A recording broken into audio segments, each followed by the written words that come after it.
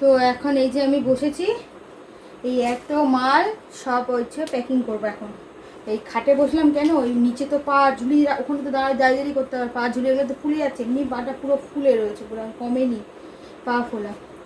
তো ওই জন্য ভাবলাম কি বসে বসে সব খাটে নিয়ে চলে এসেছি, আয়রন করে করলাম, এখন নিয়ে চলে এলাম।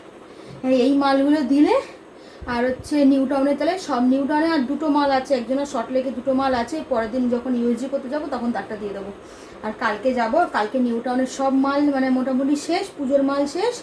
আর আমার হচ্ছে মানে আমাদের এখানে 4টে মাল করতে হবে, এখানে 4টে মাল আর ওইখানে 2টো মাল, 6টা আর 2টো 8টা, টোটাল আর 8টা মাল করলে এইবারে পুজোর আমার সব কাজ শেষ। আমি শুধু ভাবছি যে এই মালগুলো কখন দিয়ে আসবো তাদের বাড়িতে যাদের মাল রয়েছে, কারণ আমি ভগবানকে শুধু ডাকছিলাম বলি আমার ডেলিভারির আগে যেন আমি মালগুলো ডেলিভারি আগে করতে পারি, এইগুলো দিয়ে দিতে পারলে আমার আর চিন্তা নেই। আর 2টো মালই করা বাকি আছে, 2টো মালই রাতের বেলা করে নেবো, ওই 2টো হুক লাগিয়ে টিকি কালকে সকালে একবারে সব দিয়ে দিলে আমার আর পুজোর সব মাল মোটামুটি মানে তাহলে আমার দেওয়া হয়ে যাবে।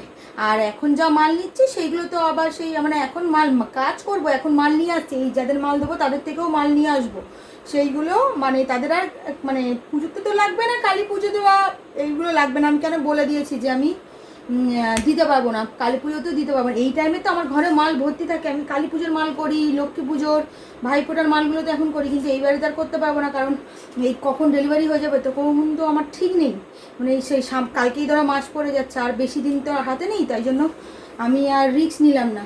এখনও আমার এই হসপিটাল ব্যাগ ফ্যাগ তো গোছানোর বাকি রয়েছে, সেইগুলোও তো আমার এখনও কিছু গোছানো হয়নি, তারপর জামা কাপড় এখনও কাঁচা বাকি আছে, গোছাতে হবে।